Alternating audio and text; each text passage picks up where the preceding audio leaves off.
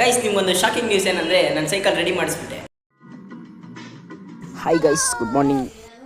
ಇವತ್ತು ಬೆಳಿಗ್ಗೆನೆ ಬೆಳಕಾಗಕ್ಕೆ ಮುಂಚೆ ಸೈಕಲ್ ಎತ್ಕೊಂಡು ಹೊಲದ ಹತ್ರ ಹೊರಟೆ.